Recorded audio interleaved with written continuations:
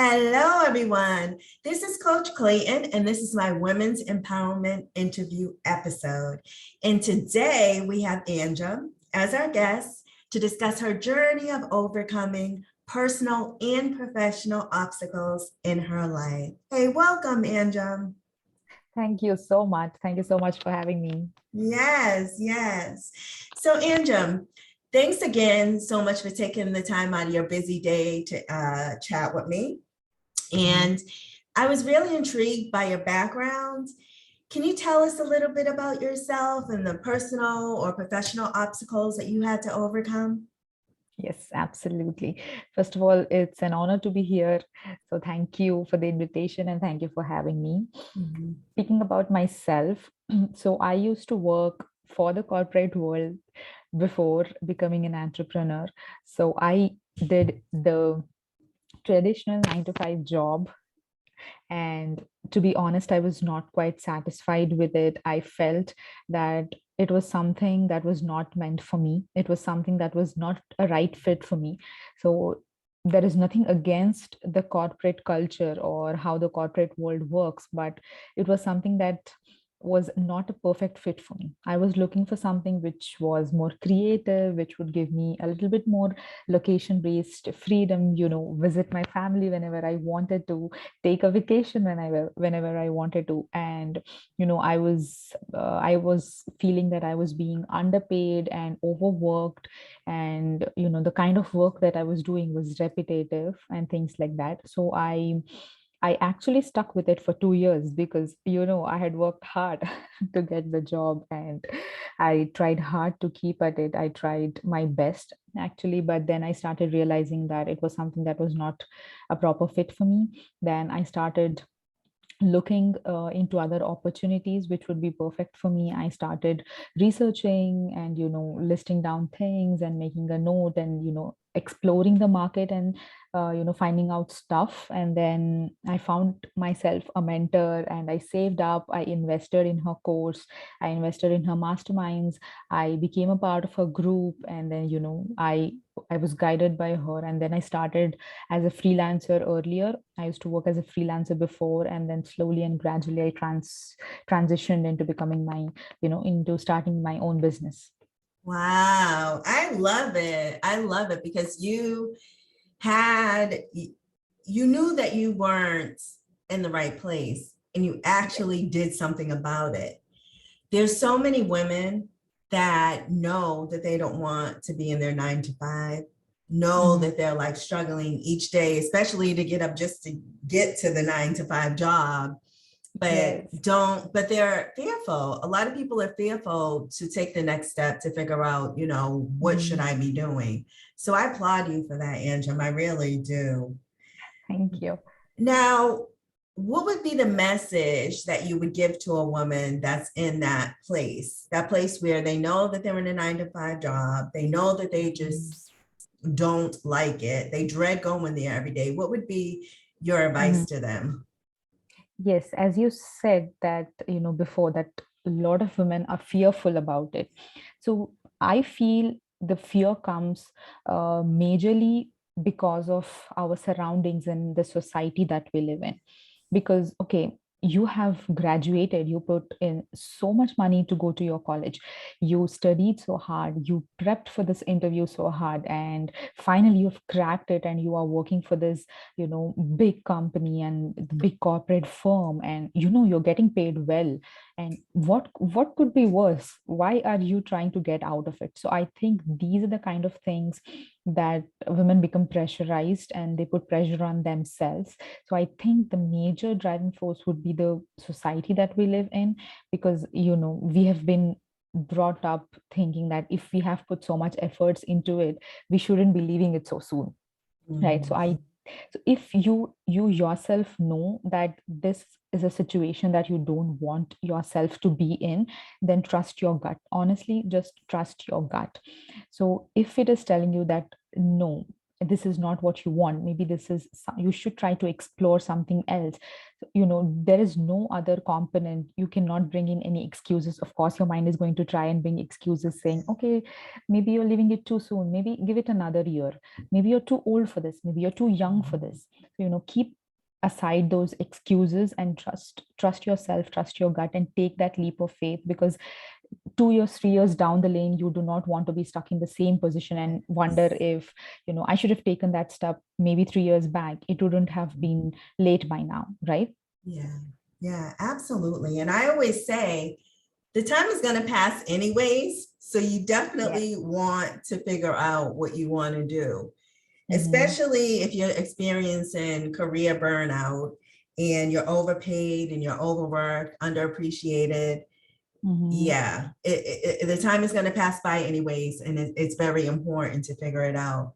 Now, another thing, and another thing that you said, Anjum, is so important, because you said that it's the way that the society is, and we're always taught to, work hard, get a good degree, get a good job. That's where society directs us. Now, I think that entrepreneurship is like on a rise. A lot of people are thinking about that as an option, but for so many years, we didn't think about entrepreneurship as an option. It was just work. And then once you work so hard, you finally get that job, you're looking around, you're like, is this really it? I don't want to do this for the rest of my life, right? Yes. Oh, but my God. How would you know that? You wouldn't know that unless there's people like you telling us there's another way. Yes, there is. And the thing that you said before is like, just getting up in the morning to go to the 9 to 5. I had absolutely no drive when I used to do it. Okay, I need to get up another day. There is one more day coming in forward of me and I have to tackle it. I used to have zero drive to go to the work. And I think that is your biggest indication that you're not happy. You don't want to get up and do something. But today I'm like, okay, I just go to sleep and I'm like more than excited thinking about, okay, this is the thing that I'm going to do tomorrow. These are the people that I'm going to speak tomorrow. So I'm so excited to be waking up the next morning. I think that is what you should be looking for in anything that you do. Oh my gosh, yes. The dreaded, 2 more days till Friday, 1 more day till Friday. No, you don't have to live like that. You really don't. There is a such thing as waking up and being excited about what you're getting ready to do. It is. It really is.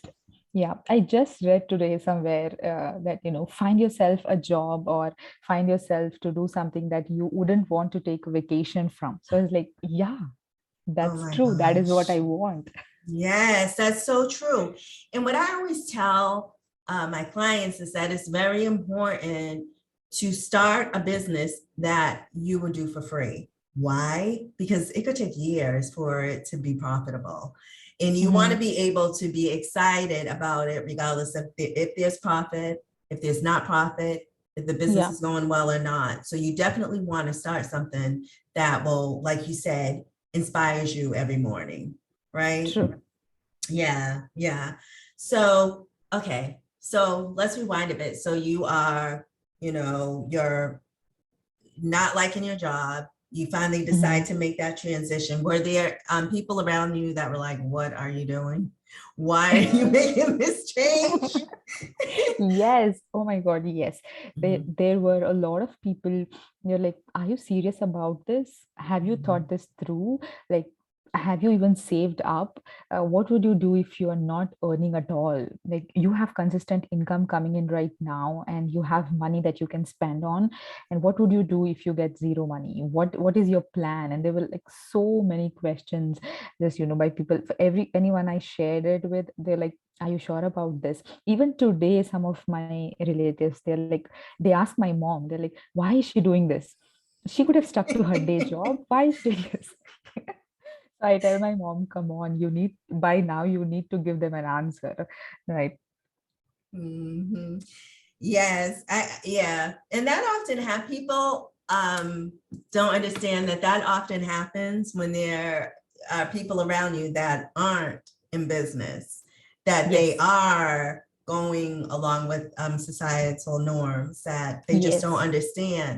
That's why I think the step that you took by finding a mentor Hmm. or like finding a coach or support system, support group that Hmm. understands will help you. Because if Yes. anything, a lot of people around you will make that fear increase, Yes. right? So As you're true. going through a much So scary true. step that you are. So yeah. Yeah, as long as you are sure about what you're doing and you have a proper plan in place. So I Mhm. am the kind of person who likes to plan and who likes to have a plan. I wouldn't say like I just got up one morning and gave in my resignation. I'm not that kind of a person. So I thought it through. I found my mentor. I saved up for a few months.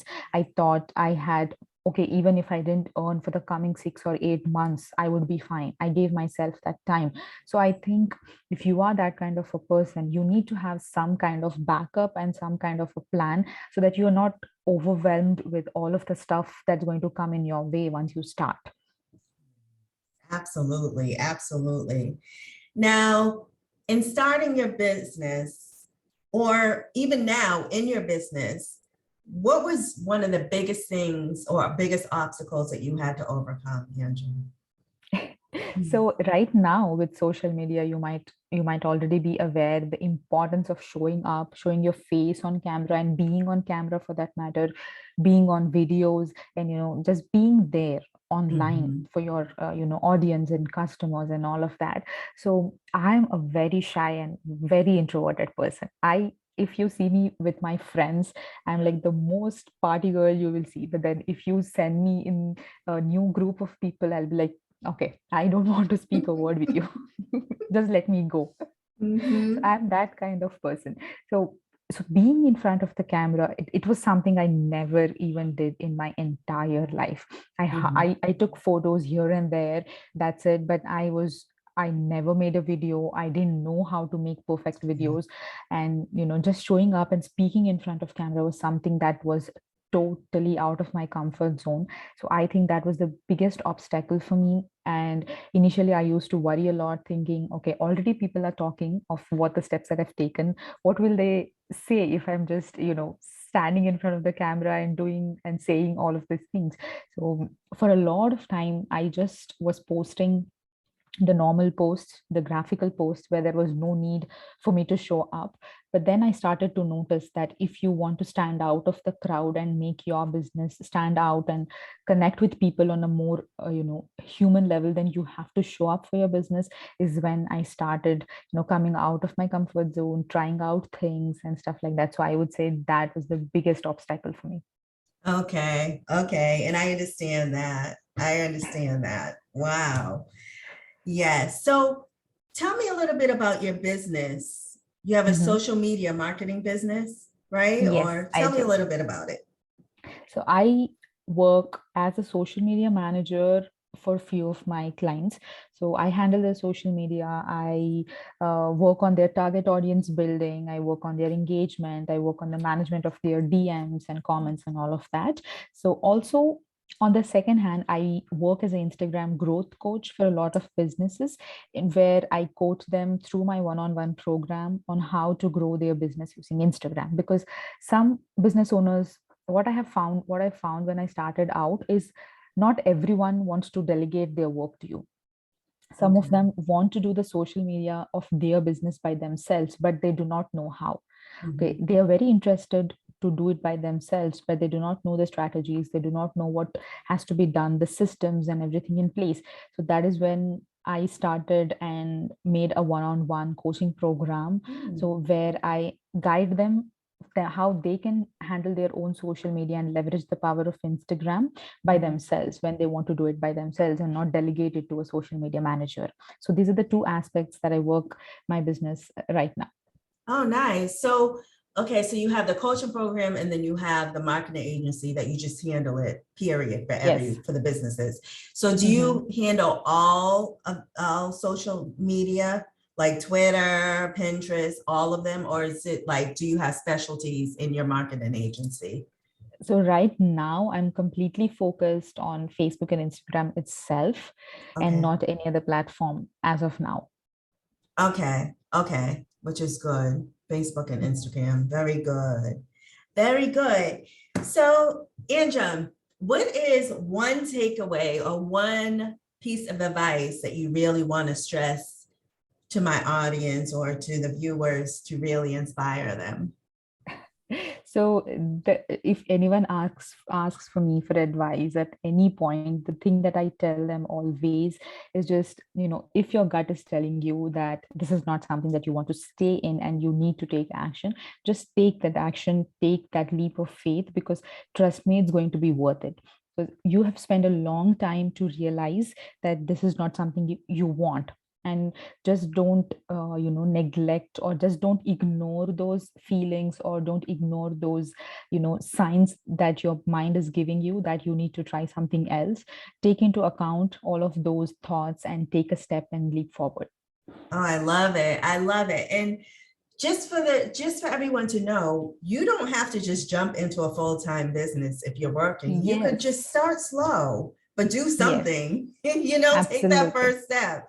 And Yes. just like what Anjum did, just like you're working, start like a side business and then eventually grow it. And once it Mhm. replaces your work income, then you could decide, yeah, I want to do this full time. But it's important to do Sure. something if you're waking up every day and you're dreading your Yeah. job. Yes. Yeah. So, Anjum, where can we find you online? So you can find me on my Instagram. That is the best place to contact me. It's at the rate Anjum Bhandari. So it's Anjum and Bhandari. Okay, very good, very good. Well, Anjum, thank you, thank you, thank you so much for taking the time out of your busy day to chat with me. Thank you so much for having me.